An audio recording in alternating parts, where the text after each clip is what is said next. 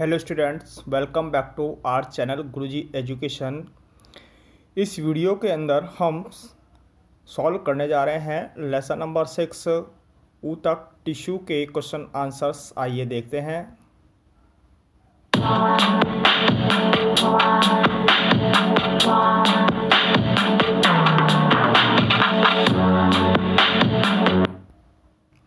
Question number 1, ऊतक को परिभाषित करें। सीधे सीधे में टिश्यू की डेफिनेशन हमको लिखनी है। आइए देखते हैं। ऊतक कोशिकाओं का ऐसा समूह होता है जिसमें कोशिकाओं की उत्पत्ति, संरचना तथा कार्य एक समान होते हैं। इसका मतलब हुआ जो टिश्यू होता है वह ग्रुप ऑफ सेल्स है, कोशिकाओं का समूह है जिनकी उत्पत्ति अर्थात एक ही प्रकार से कोशिकाएं बनी हैं, उनकी स्ट्रक्चर, उनकी संरचना एक ही प्रकार की है और उनके कार्य भी एक समान है, तो वो कोशिकाओं का ऐसा समूह ऊतक कहलाता है। क्वेश्चन नंबर 2, कितने प्रकार के तत्व मिलकर जाइलम ऊतक का निर्माण करते हैं, उनके नाम बताएं। यानी कि ऐसे कौन कौन से कंपोनेंट्स हैं जिनसे जाइलम ऊतक बना होता है। आइए इसका आंसर देखते हैं। जाइलम ऊतक 4 प्रकार के तत्वों से मिलकर बना होता है। फर्स्ट, जाइलम ट्रैकिड या वाहिनिका। सेकंड, वाहिका। Third, xylem parenchyma. और फोर्थ, जाइलम फाइबर या जाइलम रेशे। तो इस प्रकार से 4 तत्व हैं मिलकर जो जाइलम टिश्यू का निर्माण करते हैं। क्वेश्चन नंबर 3, पौधों में सरल ऊतक जटिल ऊतक से किस प्रकार से भिन्न होते हैं। तो हमको यहाँ पर सरल ऊतक और जटिल ऊतक में डिफ्रेंशिएट करना है, अंतर करना है, और ये अंतर हम देंगे सारणी बनाकर। पहले कॉलम में लिखेंगे सरल ऊतक और दूसरे कॉलम में लिखेंगे जटिल ऊतक। तो पहला अंतर देखते हैं। ये एक ही प्रकार की कोशिकाओं से बने होते हैं, अर्थात जो सरल ऊतक हैं वो एक ही प्रकार की सेल से बने होंगे, जबकि जटिल जो ऊतक होते हैं ये एक से अधिक प्रकार की कोशिकाओं के बने होते हैं। अंतर नंबर 2, इनकी पतली भित्ति वाली कोशिकाएं होती हैं और जो जटिल ऊतक है इनकी मोटी कोशिका भित्ति होती है। जो कोशिकाएं होती हैं इनकी जो सेल वॉल है वो थिक होगी। अंतर नंबर 3, इनकी कोशिकाएं जीवित कोशिकाएं होती है, अर्थात जो सरल ऊतक वो जीवित कोशिकाओं के बने होते हैं। इनकी कोशिकाएं जीवित होंगी, अलाइव होंगी, सजीव होंगी, जबकि जो जटिल ऊतक है इनकी अधिकांश कोशिकाएं मृत होती हैं। कुछ कोशिकाएं जीवित भी हो सकती हैं, लेकिन ज़्यादातर कोशिकाएं मृत होंगी, डेड सेल्स होंगी। अंतर नंबर 4, ये आधारीय पैकिंग पदार्थ के रूप में जल व भोजन का एकत्रित करने तथा यांत्रिक सहायता प्रदान करने का कार्य करते हैं। यानी जो सरल ऊतक है वो आधारीय पैकिंग पदार्थ के रूप में जल और भोजन को एकत्रित करेंगे, इकट्ठा करेंगे, और जो वो है प्लांट है उसे मैकेनिकल सपोर्ट, यांत्रिक सपोर्ट प्रदान करने का कार्य करते हैं। जटिल ऊतक ये पौधे में संवहन का कार्य करते हैं तथा पौधे को यांत्रिक दृढ़ता प्रदान करते हैं। तो यहाँ पर इनका काम क्या हुआ, पौधों में ट्रांसपोर्टेशन का काम हुआ, जल भोजन आदि के संवहन का कार्य हुआ, और पौधे को यांत्रिक मजबूती, दृढ़ता मीन्स मजबूती प्रदान करते हैं। नंबर 5, उदाहरण इनके एग्जाम्पल्स। तो सरल ऊतक के उदाहरण हैं पैरेन्काइमा, कॉलेनकाइमा और स्क्लेरेन्काइमा, जबकि जटिल ऊतक के उदाहरण हैं जाइलम और फ्लोएम। तो इस प्रकार से अंतर वाला प्रश्न हमारा पूरा हुआ। प्रश्न नंबर 3। क्वेश्चन नंबर 4, कोशिका भित्ति के आधार पर पैरेन्काइमा, कॉलेनकाइमा, स्क्लेरेन्काइमा के बीच भेद स्पष्ट करें। हमें अभी जो हमने यहाँ पर इस पिछले प्रश्न के अंदर इन ऊतकों के नाम देखे थे, तो ये जो ऊतक हैं हमें इनमें केवल कोशिका भित्ति के आधार पर अंतर करना है कि अर्थात जो पैरेन्काइमा, कॉलेनकाइमा और जो स्क्लेरेन्काइमा ऊतक हैं इनकी जो सेल वॉल है वो किस प्रकार से एक दूसरे से भिन्न है। तो आइए पहले पैरेन्काइमा ऊतक का देखते हैं। पैरेन्काइमा ऊतक यह पतली कोशिका भित्ति वाली सरल कोशिकाओं से बना ऊतक होता है।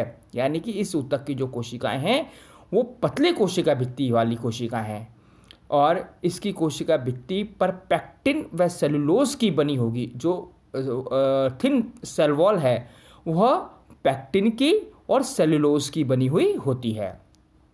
कॉलेनकाइमा ऊतक, इस ऊतक की कोशिका भित्ति पैक्टिन व सेलुलोज की बनी हुई है। कैसी है? पैक्टिन व सेलुलोज की। स्क्लेरेन्काइमा, इस ऊतक की कोशिकाओं की कोशिका भित्ति मोटी होती है तथा लिग्निन की बनी हुई होती है। वॉल थिक है और लेकिन वो बनी हुई किसकी है? लिग्निन की है। आइए अगला क्वेश्चन देखते हैं। क्वेश्चन नंबर 5, रंध्र के क्या कार्य हैं? हमें स्टोमेटा, जो पौधों की पत्तियां होती है, पत्तियों के अंदर जो रंध्र होते हैं, हमें उनका कार्य हमको लिखना है। रंध्र के कार्य, रंध्रों के द्वारा वायुमंडल से गैसों के अंदर CO2 व O2 का आदान प्रदान होता है। यानी कि जो रंध्र स्टोमेटा हैं, जो रंध्र हैं, ये एक तरीके से डोर की तरह कार्य करते हैं। तो जैसे डोर खुला हुआ है तो गैसें आ जाएंगी, चली जाएंगी, तो ये गैसों के आदान प्रदान में सहायक होते हैं। वाष्प के रूप में पानी बाहर निकाला जाता है। यानी कि जो वाष्पोत्सर्जन है, वाष्प के रूप में जो जल की हानि होती है, जो जल बाहर निकाला जाता है, वह भी रंध्रों के द्वारा ही बाहर निकाला जाता है। क्वेश्चन नंबर 6, तीनों प्रकार के पेशीय रेशों में चित्र बनाकर अंतर स्पष्ट करें। हमें यहाँ पर जो पेशीय फाइबर्स होते हैं, उनके अंदर हमको चित्र बनाकर अंतर स्पष्ट करना है। आइए पहले इच्छिक पेशी, जिसको हम रेखित पेशी, स्ट्रिप्ड मसल्स भी कहते हैं, इसका पहले डायग्राम देखते हैं तो कि हम समझेंगे। तो देखिएगा, यहाँ पर आप रेखित पेशी का एक चित्र देख रहे हैं। इस रेखित पेशी के अंदर आपको कुछ बैंड्स दिखाई दे रहे हैं, कुछ डार्क कलर के और कुछ आपको लाइट कलर के। ये जो है एकांतर क्रम में, एक डार्क बैंड, एक लाइट बैंड, और यहाँ पर आप स्ट्रिप्स देख रहे हैं, धारियाँ देख रहे हैं। तो इसीलिए इस पेशी का नाम रेखित पेशी पड़ा। आइए इसका देखते हैं अपन, इसका डिस्क्रिप्शन देखते हैं। इनका पहले देखिएगा, रेखित पेशी, ऐच्छिक पेशी, से ऐच्छिक पेशी भी कहा जाता है। इस प्रकार की पेशियाँ हमारी इच्छा के अनुसार गति करती हैं, अर्थात हमारी इच्छा के अनुसार कार्य करेंगी। जैसे इसका नाम है ऐच्छिक। ऐच्छिक का मतलब ये जो पेशियाँ हैं, हमारी इच्छा, इन पर हमारी इच्छा शक्ति का नियंत्रण होता है, अर्थात हमारी इच्छा शक्ति के अनुसार ही कार्य करेंगे। हम जब चाहेंगे तभी ये काम होगा, तभी ये पेशियाँ कार्य करेंगी, अन्यथा नहीं होगा काम। इन्हें कंकाल पेशी भी कहा जाता है, क्योंकि ये ज़्यादातर हड्डियों से जुड़ी होती हैं। तो इनका दूसरा नाम, ऐच्छिक पेशी का एक नाम कंकाल पेशी भी है, स्केलेटल मसल्स भी है, बिकॉज ऑफ ये जो हड्डियाँ होती हैं, बोन्स होती हैं, उनसे जुड़ी होती हैं तथा शरीर की गति में सहायक होती हैं। सूक्ष्मदर्शी से देखने पर ये पेशियाँ हल्के तथा गहरे रंग में एक के बाद एक रेखाओं या धारियों की तरह प्रतीत होती है। जैसे हमने चित्र के अंदर देखा था, हमको रेखाओं या धारियों की तरह दिख रही, एक गहरे रंग की स्ट्रिप दिखेगी, एक आपको डार्क कलर की स्ट्रिप दिखेगी। इसी कारण इन्हें रेखित पेशी भी कहा जाता है। चूंकि हमको ये रेखाओं की तरह दिखती है, स्ट्रिप्स की तरह दिखती है, तो इसीलिए इन पेशी को रेखित पेशी भी कहा जाता है। इस ऊतक की कोशिकाएं लंबी बेलनाकार, हमने अंदर देखा है, तो उसके अंदर लंबी कोशिका है, बेलन के आकार की है, शाखा रहित, इसके अंदर कोई ब्रांच नहीं थी, एक सिंगल फाइबर हमने देखा था। शाखा रहित तथा बहुकेंद्रकीय कोशिका होती है। हमने चित्र के अंदर देखा कि मल्टीपल्स, इसके अंदर न्यूक्लियस थे, मल्टीपल्स केंद्रक थे। आप दोबारा देख सकते हैं, इसके अंदर केंद्रक आपको यहाँ पर चूंकि 2 3 3 इसके डायग्राम के अंदर आपको दिख रहे हैं, तो मल्टीपल्स जो है इसके अंदर न्यूक्लियस हो गए। तो ये आप इस प्रकार से इसका रेखित पेशी, स्ट्रिप्स मसल्स का डायग्राम हुआ। अनऐच्छिक पेशी या स्मूथ चिकनी रेशी भी इसको कहा जाता है। पहले आइए इसका डायग्राम देखते हैं। देखिएगा, इसके अंदर आपको बहुत सारी आपको दिख रही हैं, ये चिकनी पेशी कोशिकाएं हैं, और ये चिकनी पेशी कोशिकाएं मिलकर के चिकनी पेशी का निर्माण करती हैं। तो इन पेशी कोशिकाओं की आप अगर यदि शेप्स को देखें, तो ये जो शेप्स हैं आपको तर्कुरूपी, अर्थात इनके जो किनारे हैं वो आपको नुकीले दिख रहे हैं। तो ये जो है इनके अंदर, और आपको एक न्यूक्लियस, एक केंद्रक आपको दिखाई दे रहा है। आइए इसका डिस्क्रिप्शन देखते हैं। अनऐच्छिक या चिकनी पेशी, जैसा कि इसका नाम है अनऐच्छिक, यानी कि इच्छा के बिना। तो इसकी डेफिनेशन हुई, इस प्रकार की पेशियों की गति पर हमारी इच्छा शक्ति का नियंत्रण नहीं होता है। यानी कि ये पेशियाँ बगैर हमारी इच्छा के काम करेंगी। हम चाहेंगे तो भाई ये पेशियाँ काम नहीं करें, तब भी ये काम करती रहेंगी। हम चाहें तो ये काम करें, लेकिन ये अपना काम स्वतः ही करेंगी। तो इसलिए हमारी इच्छा शक्ति का, इनके कार्य पर कोई नियंत्रण नहीं होता है। इन पेशियों की कोशिकाएं लंबी, हमने देखा डायग्राम्स के अंदर, लंबी तथा इनके अंतिम सिरे नुकीले, तर्कुरूपी, इंग्लिश में इसको स्पिंडल शेप्ड भी कहा जाता है, यानी कि स्पिंडल की शेप के तरह के होते हैं। एक केंद्रकीय कोशिकाएं होती है, क्योंकि एक कोशिका के अंदर हमने एक न्यूक्लियस देखा है। एक केंद्र की कोशिकाएं होती हैं। इनको और अधिक अरेखित पेशी भी, इनको और अरेखित पेशी भी कहा जाता है।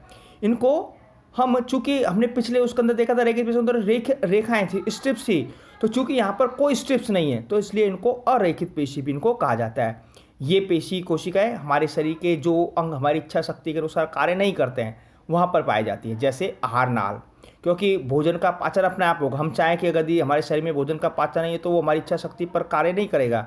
तो आहार नाल हो गया, रक्त वाहिनिकाएँ हो गई यानी कि ब्लड जो हमारी वेसल्स और ट्रेकिड्स है वो हो गई हमारी। आँख की पलक, आँखों की पलक हमारी इच्छा शक्ति से झपकती रहती है, कोई चीज़ आती है, कोई मच्छर आ जाए, कोई तिनका आ जाए तो झपकती रहती है, कई कार्य अपना करती रहती है।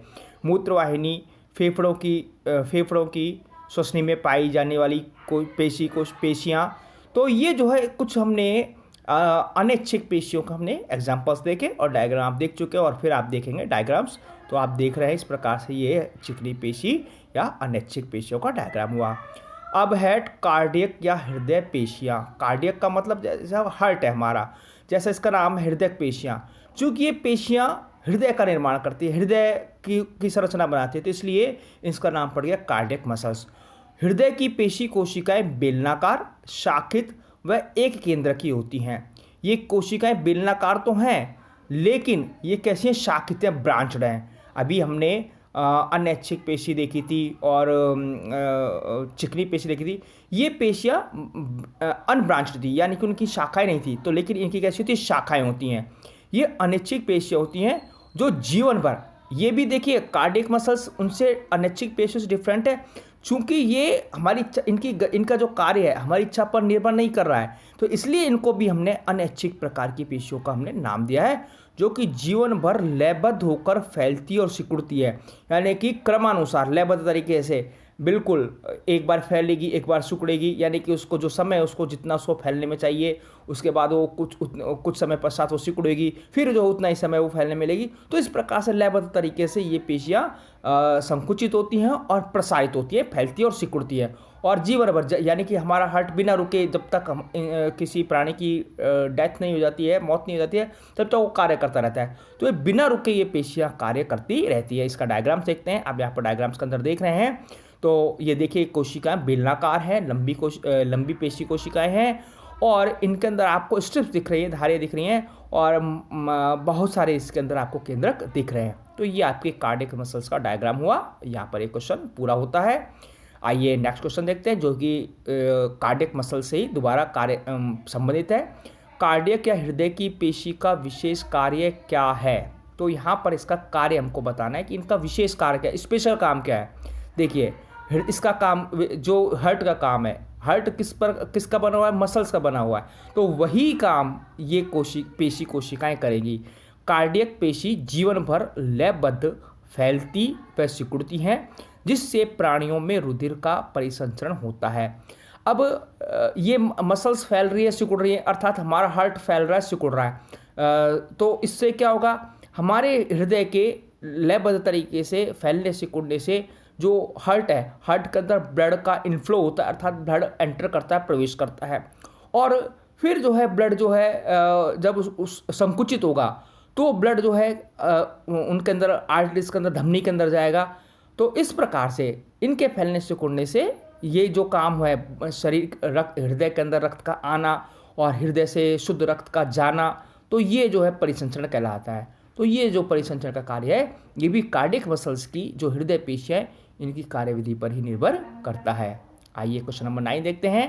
क्वेश्चन नंबर 9, रेखित, अरेखित तथा कार्डियक पेशियों में शरीर में स्थित कार्य और स्थान के आधार पर अंतर स्पष्ट करें। ये क्वेश्चन है, ये भी हमारे क्वेश्चन नंबर 8 के आंसर से रिलेटेड है। आइए देखते हैं। तो हम यहाँ पर अंतर करेंगे इनके जो प्रश्न में बिंदु बताए गए हैं उन्हीं बिंदुओं को आधार बनाते हुए। तो पहला हमारा जो बिंदु है वह है शरीर में स्थिति। तो पहली रेखित पेशी, दूसरी अरेखित पेशी और तीसरी कार्डियक या हृदय पेशी। तो आइए देखते हैं ये कहाँ कहाँ पर होती है। देखिए रेखित पेशी ये हमारे शरीर में हाथ, पैर एवं पीठ में पाई जाती हैं। हमारे हाथ में, पैर में, चूँकि हमने पढ़ा था कंकाल सी हड्डियों से जुड़ी होती है, तो कंकाली पेशी इनको कहा जाता है। तो हड्डियाँ हमारी ये हैं, तो हाथ पैर के अंदर ये और पीठ के अंदर ये पेशियाँ पाई जाती हैं ज़्यादा मात्रा के अंदर। अरेखित पेशी ये हमारे शरीर के जो मैंने आपको क्वेश्चन नंबर 7 के अंदर बताया था, जो हमारी इच्छा शक्ति पर कार्य नहीं करने वाले अंग, यानी कि अपना आप स्वतः ही अपना कार्य करते रहते हैं उन अंगों के अंदर, जैसे आँख की पलक, मूत्राशय, मूत्रवाहिनी, आहार नाल, रुधिर वाहिनी, फेफड़ों की श्वास नली, डर्मिस, डर्मिस यानी कि हमारी त्वचा की ऊपरी परत, गर्भाशय, योनि, शिश्न आदि। यहाँ पर जो है अरेखित प्रकार की पेशियाँ होती हैं। तीसरी है कार्डियक मसल्स, ये केवल हमारे हृदय में पाई जाती है। तो कार्डियक मसल्स का कहाँ पर स्थान होता है, ये तो इसके नाम से ही स्पष्ट हो जाता है। आइए अब दूसरा अंतर हम देखते हैं। दूसरा हमारा अंतर का आधार बिंदु है उनकी संरचना, यानी ये किस प्रकार की बनी हुई हैं। आइए पहला देखते हैं हम। तो इन पेशियों की कोशिकाएं लंबी, बेलनाकार, अशाखित तथा बहुकेंद्र की होती है। चित्र के अंदर हम देख चुके हैं, ये लंबी है, बेलनाकार है, अशाखित है और बहुकेंद्र की हैं। तो इसका अंतर देखते हैं।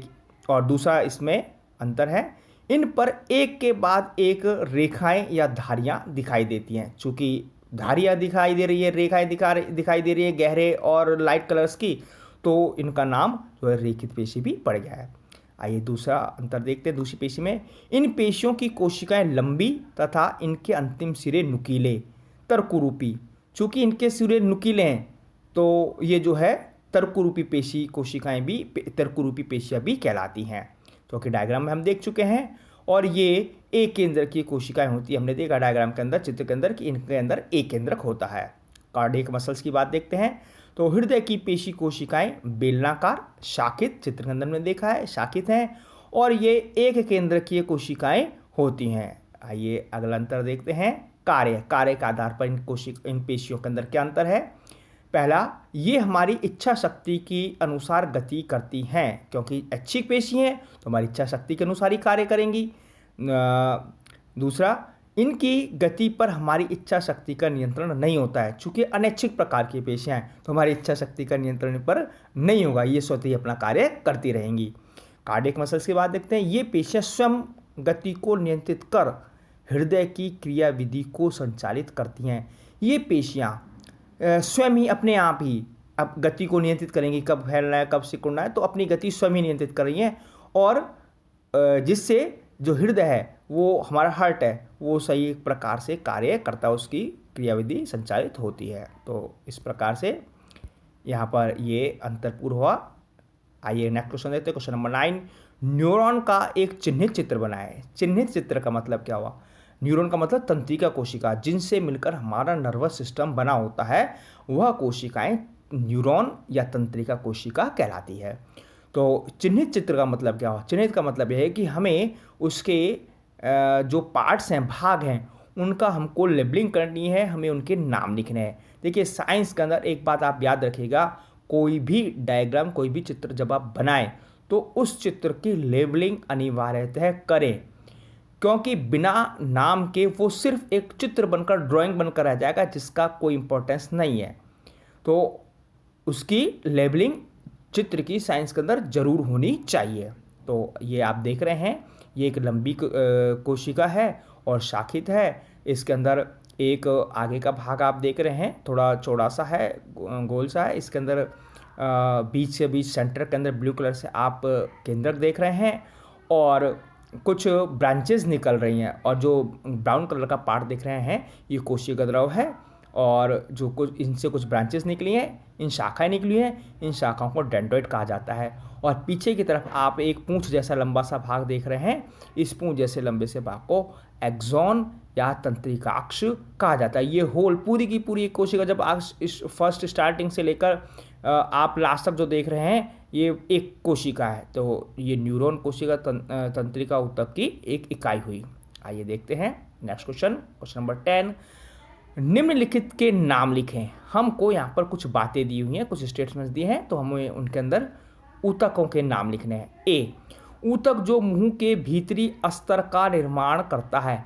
जो हमारा मुंह होता है, मुंह का जो भीतरी भाग होता है, उस पर एक लेयर होती है, तो उस लेयर का निर्माण करने वाले ऊतक हमको नाम लिखना है। तो हमारे मुंह के भीतरी अस्तर का निर्माण करने वाला जो ऊतक है वह होता है शल्की एपिथीलियम ऊतक। तो शल्की एपिथीलियम कोशिका मिलकर भीतरी अस्तर का निर्माण करती हैं। बी, ऊतक जो मनुष्य में पेशियों को अस्थि से जोड़ता है, पेशियों को अस्थि से जोड़ने वाला ऊतक, यानी कि जो पेशियाँ वो पेशियाँ हैं और अस्थियाँ साथ साथ हैं, तो कौन सा ऊतक जोड़ता है? वो जो ऊतक है, टिश्यू है, वह ऊतक होता है कंडरा, या इसको इंग्लिश में टेंडन ऊतक भी कहा जाता है। सी, ऊतक जो पौधों में भोजन का संवहन करता है। देखिए, जिस प्रकार से मनुष्य के अंदर संवहन होता है, रक्त कारक करता है, तो पौधों के अंदर भी संवहन होता है। जो पत्तियों के द्वारा फूड बनाया जाता है, भोजन बनाया जाता है, भोजन की आवश्यकता तो सभी कोशिकाओं को होती है, अर्थात सभी भागों के अंदर पहुंचा जाएगा। तो भोजन को संवहन पहुंचाने का कार्य फ्लोएम टिश्यू के द्वारा किया जाता है, फ्लोएम ऊतक के द्वारा किया जाता है। डी, ऊतक जो हमारे शरीर में वसा का संचार करता है, यानी कि वसा जिसके द्वारा पहुंचाई जाती है वह ऊतक है वसामय ऊतक, एडिपोस टिश्यू। ई, तरल अधात्री सहित संयोजी ऊतक, यानी कि जिसके अंदर तरल भी है और मैट्रिक्स भी है, तो यह यानी कि जो ठोस और लिक्विड भाग से पार्ट से मिलकर जो टिश्यू बना होता है, तो ये हमारा शरीर का होता है ब्लड, रक्त होता है।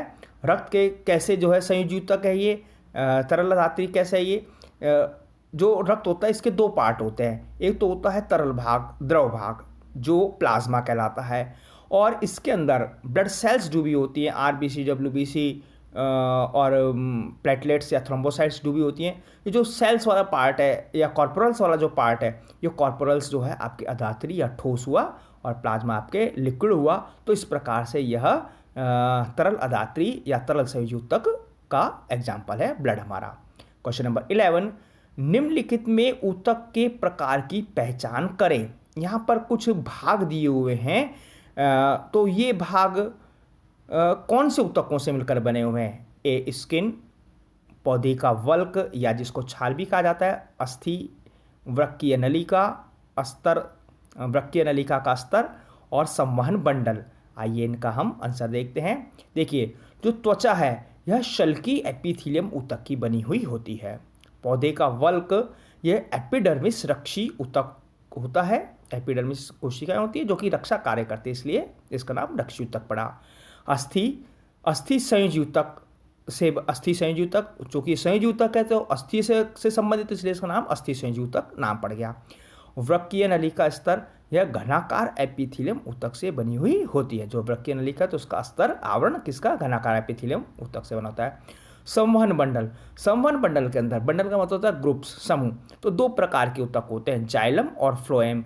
ये जो ऊतक हैं ये संवहन बंडल का निर्माण करते हैं, और इन दोनों को मिलाकर जटिल ऊतक कहा जाता है, क्योंकि जटिल जाइलम और फ्लोएम जटिल ऊतक के प्रकार है, तो संवहन बंडल जो है जटिल ऊतक का बना हुआ होता है, जो कि जाइलम और फ्लोएम होते हैं।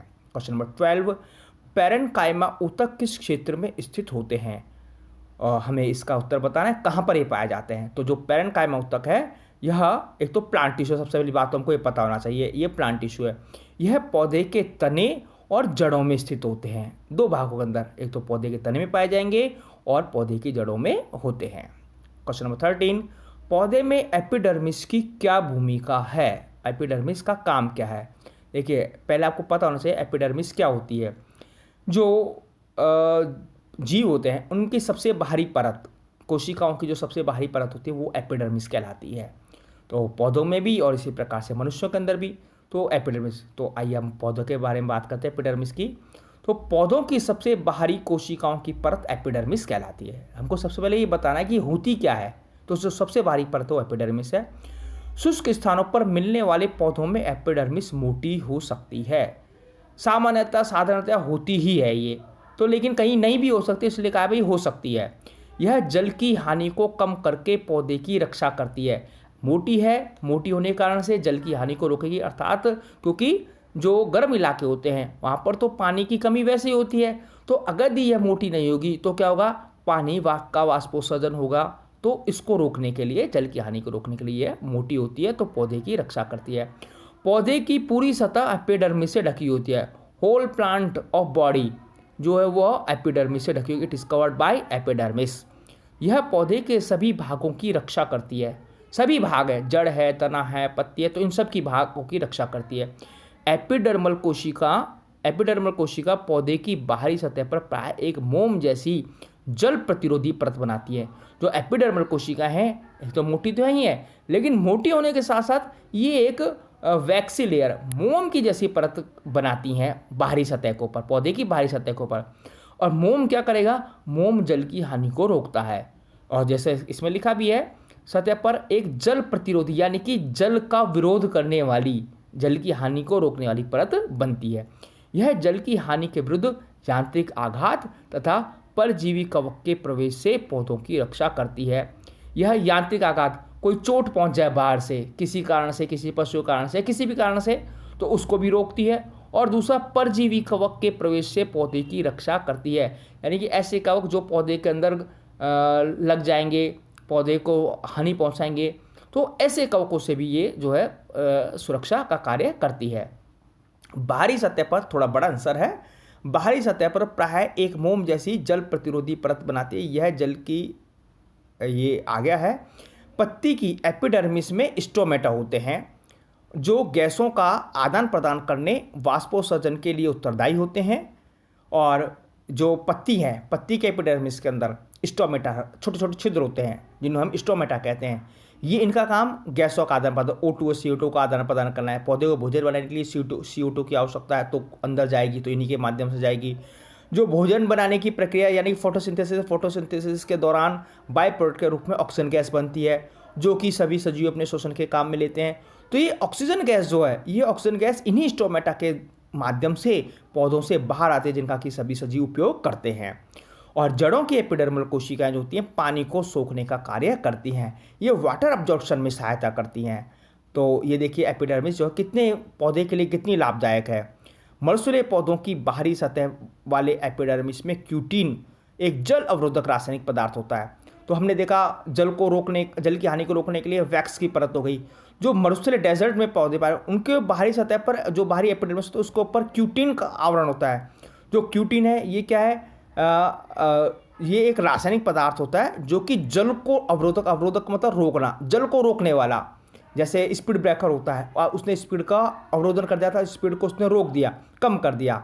तो वैसे ही जो जल का अवरोधन करने का कार्य क्यूटीन करता है। क्यूटीन का लेप होता है जो वाष्पोत्सर्जन द्वारा जल की हानि को रोकता है, क्योंकि यह जल का वाष्पोत्सर्जन को रोकेगा, क्योंकि ये मोटा, और उसने मोटा कर दिया है। तो इस प्रकार से यहाँ पर हमारा आंसर पूर्ण होता है इस क्वेश्चन का।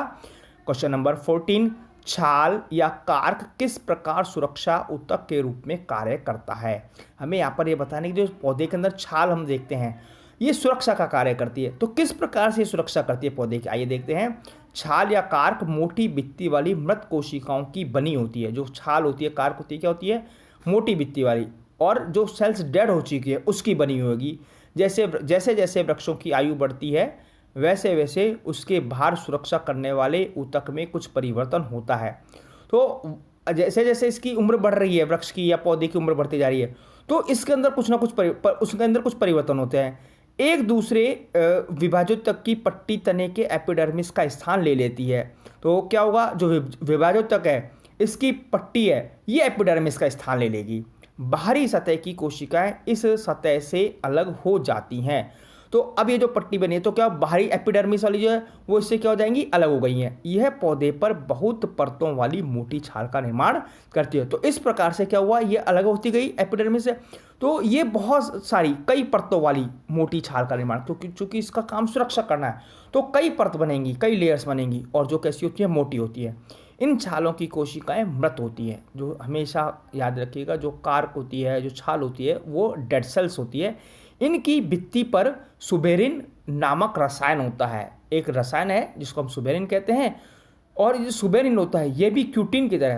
क्यूटीन तो केवल पानी का प्रतिरोधक है। यह हवा और पानी दोनों के प्रवेश को रोकता है। हवा के प्रवेश को भी रोकेगा और पानी के प्रवेश को भी रोकेगा। तो इस प्रकार से ये जो है छाल पौधों की सुरक्षा का कार्य करती है। क्वेश्चन नंबर 15, निम्न दी गई तालिका को पूर्ण करें। यहाँ पर एक टेबल दी हुई है, इस टेबल को हमको पूर्ण करना है। आप देख रहे हैं यहाँ पर एक फ्लो चार्ट है, टेबल नहीं, फ्लो चार्ट है। तो यहाँ पर देख रहे हैं स्थायी ऊतक है, स्थायी ऊतक का डिवीजन बताया, सरल ऊतक और जटिल ऊतक। और ये जो है नीचे सरल ऊतक में बीच में कॉलन कायमा लिखा हो, और इसके राइट लेफ्ट के बॉक्स खाली हुए हैं, यहाँ पर हमको बढ़ना है। और इधर आप देख रहे हैं जटिल ऊतक के अंदर जाइलम, जाइलम के साथ वाला बॉक्स भी खाली है। आइए इसका हम सॉल्यूशन देखते हैं। स्थायी ऊतक, स्थायी ऊतक सरल और जटिल, ये तो पहले से क्वेश्चन के अंदर था ही। तो जो सरल ऊतक है 3 प्रकार से आपके पैरेन्काइमा, कोलेनकाइमा और स्क्लेरेन्काइमा। तो ये सरल ऊतक का डिवीजन और विभाजन हुआ। और जटिल ऊतक आपके 2 प्रकार का, जाइलम और फ्लोएम। ये तो आपके आ भी चुका है पिछले क्वेश्चन के अंदर, यहाँ पर आप ये कर चुके हैं।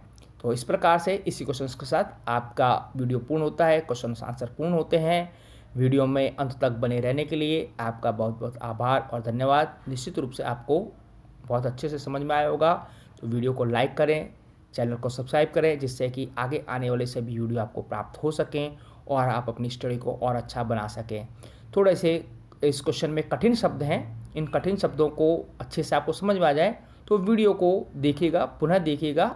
दूसरी बार में निश्चित रूप से समझ में आ जाएंगे, फिर भी नहीं आया तो तीसरी बार देखिएगा। इस प्रकार से आपका यहाँ पर ये पाठ पूर्ण होता है। धन्यवाद।